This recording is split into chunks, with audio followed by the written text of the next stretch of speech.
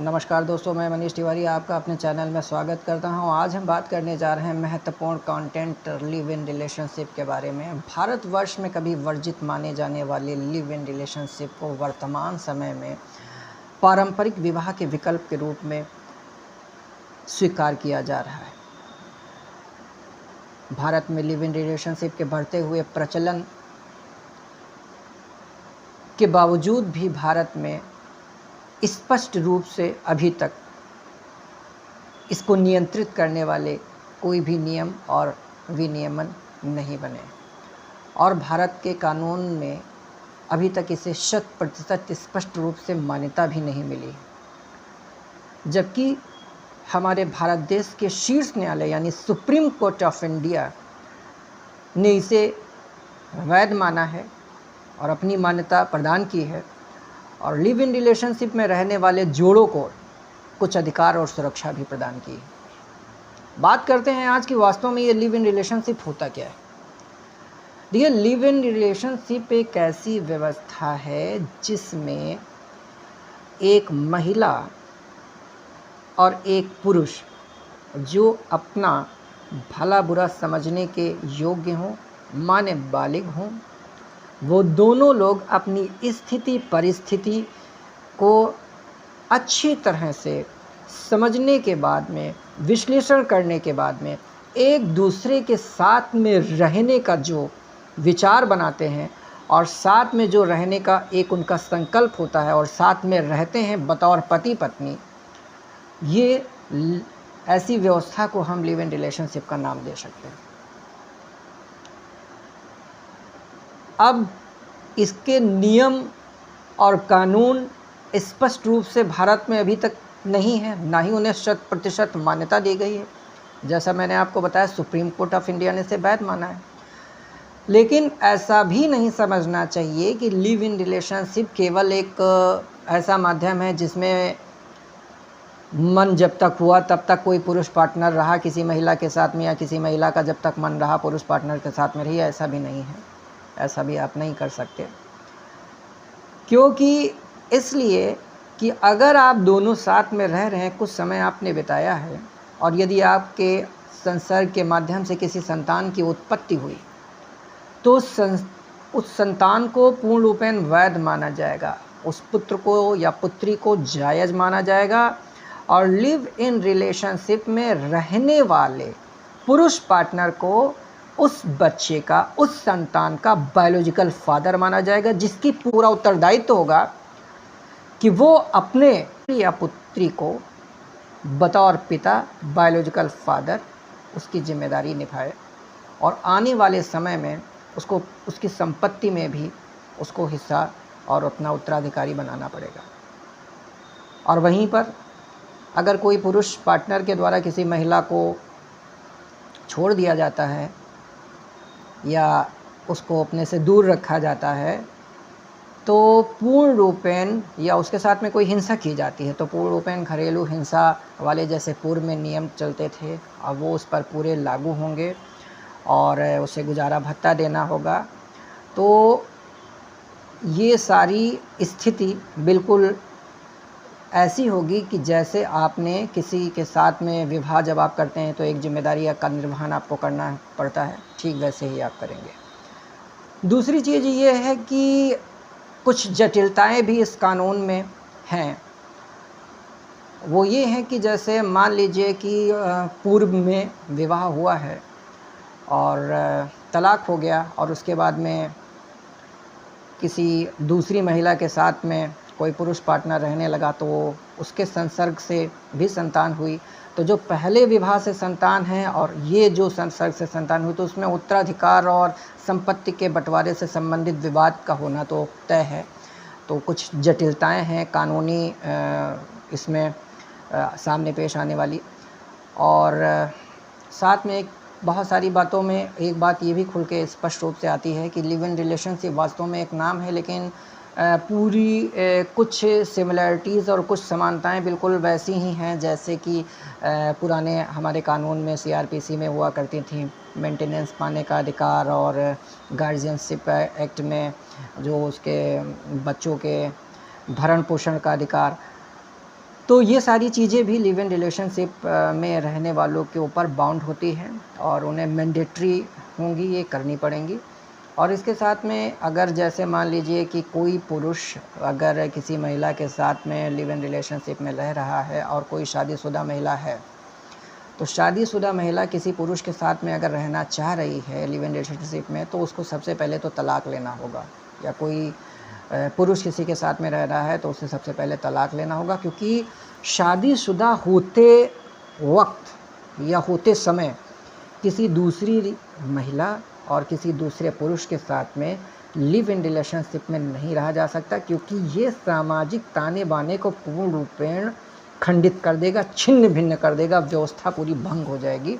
इसलिए इसमें ठीक पूर्व के कानून का ही नियम एक तरीके से अगर आप गौर फरमाएं तो वो लागू हो रहा है कि जैसे पहले के कानून में था कि अगर किसी स्त्री और पुरुष की विवाह हो चुका है और वो किसी दूसरे के साथ में विवाह करना चाह रहा है, तो सबसे पहले उसको तलाक लेना होगा और तलाक के बाद में वो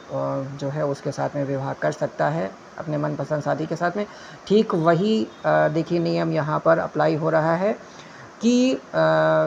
तलाक के बाद ही लिव इन रिलेशनशिप किसी दूसरे के साथ में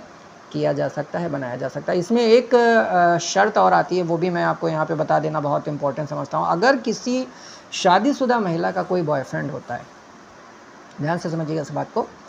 कि अगर किसी शादीशुदा महिला का कोई बॉयफ्रेंड होता है और वो उसके साथ में अपना संबंध रखना चाहती है, लिव इन रिलेशनशिप में रहना चाहती है,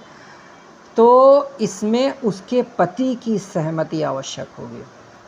अब ज़रा गौर फरमाइएगा, बड़ा एक ये अजीब सी बात शायद आपको लग रही होगी। और दूसरी एक चीज़ और भी कि एक प्रश्न मैं आप सभी लोगों से पूछता हूँ, आप जो भी ये इस कंटेंट को देखें और मुझे ज़रा बताइएगा अपने दिल से, अपनी आत्मा से, मुझे ज़रूर कमेंट करिएगा। मैं आपके कमेंट का बेसब्री से इंतज़ार करूँगा कि क्या भारतवर्ष जैसे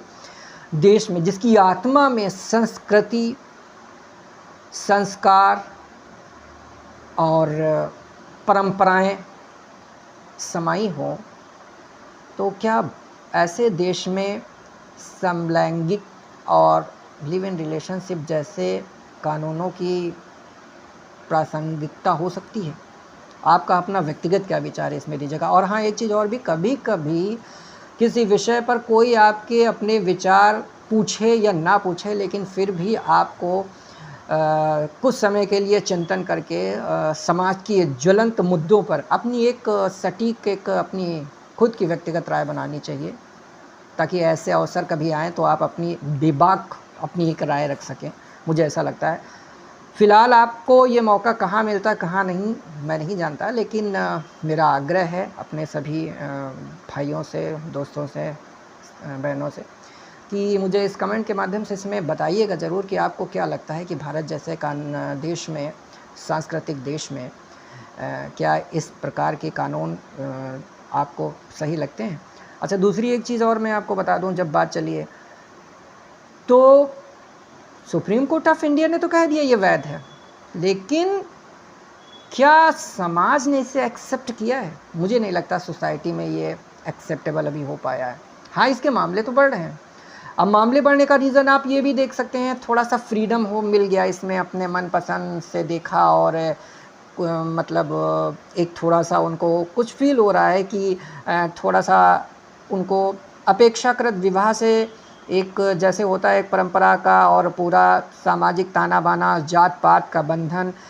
थोड़ा इससे फ्री होकर की ये चीज़ है, तो शायद इसमें आप बढ़ोतरी देख रहे होंगे, लेकिन समाज में अभी तक एक्सेप्टेबल नहीं है। मेरी इस बात को आप अपने ऊपर लागू करके देख सकते हैं। आप अपने किसी दोस्त से शेयर करें या खुद के बारे में अगर आपकी आयु हो गई हो और बताएं, अपने घर में शेयर करें। यार मजाक के तौर पर आप शेयर कर सकते हैं, थोड़ा सा उनको ना लगे मजाक हो रहा है, और आप सीरियस गंभीर होकर शेयर कर सकते हैं कि मैं लिव इन रिलेशनशिप वाले मैटर में बहुत ज़्यादा अपना सपोर्ट करता हूँ और मैं भी ऐसा ही एक जीवन साथी पार्टनर लाऊंगा, चाहूँगा। फिर देखिए आपके घर वालों की क्या राय, आपको खुद ही पता चल जाएगा कि मैं क्या कह रहा हूँ और समाज में इसका कितना एक्सेप्टेंस अभी तक है। दूसरी एक चीज़ और रही कि अब ये वीडियो चूँकि लीगल है, एक लॉ पॉइंट का वीडियो मेरे कंटेंट रहते हैं, लेकिन वास्तव में मर्द वो जो एक बार किसी औरत या नारी का हाथ पकड़ ले और ताउम्र उसे निभाए और उसके सारे दुख सुख का ध्यान दे, और स्त्री वही जो एक बार अगर किसी मर्द का हाथ थाम ले या उसके साथ में रहे तो हमेशा से निभाए। मुझे लगता है स्त्री पुरुष का सबसे प्रगाढ़ संबंध तो यही हो, और यही हमारे लगता है कि मैंने देखा है अपने पुराने धार्मिक मान्यताओं में भी, तो यही उचित होगा। अच्छा, तो बात कर रहे हैं हम इसकी लिव इन रिलेशनशिप की, सारी बातें लगभग आ ही गई, क्योंकि विशेष कोई कानून की मान्यता तो इसमें है नहीं। बाकी कुछ अधिकार वगैरह हैं वो मैंने आपको बता दिए। नंबर 1 तो आपका ये है कि पति बतौर रहेंगे साथ में, और अगर किसी महिला को उस समय किसी प्रकार की कोई हिंसा कारित करते हैं तो आप घरेलू हिंसा जैसा आपके ऊपर चार्ज फ्रेम होगा। और अगर उसको ऐसे छोड़ते हैं दो राहे के रास्ते पर लाके, पहले तो साथ में रहने का आपने संकल्प लिया और साथ में आए, और उसके बाद अगर आप उसको छोड़ देते हैं तो आप ऐसे उसे छोड़ नहीं सकते हैं, आप पूरी तरीके से बाउंड हैं। उसको मैंडेटरी रूप से आपको उसका भरण पोषण देना पड़ेगा। ठीक ऐसे ही दोनों के संसर्ग से अगर कोई संतान होती है तो उसे बिल्कुल वैसे ही अधिकार आपको देने होंगे एज ए बायोलॉजिकल फादर, एक पुरुष पार्टनर के बतौर, जैसे कि अपने पुत्र को विवाह के पश्चात एक पिता को देने चाहिए। और दूसरी चीज़ ये कि पूर्ण रूपेण अभी ये एक्सेप्टेबल नहीं हो पाया है, फिर मैं कहूँगा समाज में इसे नहीं माना गया है, और अभी इसमें बहुत सी विसंगतियां हैं, और स्पष्ट रूप से 100%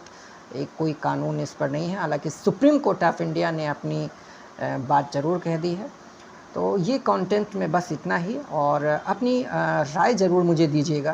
कि भारत में जैसे देश में लिव इन रिलेशनशिप के बारे में और समलैंगिक कानून के बारे में आप कहाँ तक सोचते हैं ये उचित है। जय हिंद, जय भारत, जय बाबा साहब।